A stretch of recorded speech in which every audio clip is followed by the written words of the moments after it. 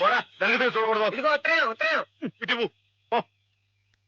అమ్మాయి గారు అమ్మాయి గారు అమ్మాయి గారు అమ్మాయి గారు ఈవేళ పిఠాపురంలో ఆవులు పోటీ కదండి. నేను గంగ దివసం బయలుదేరుతున్నానండి.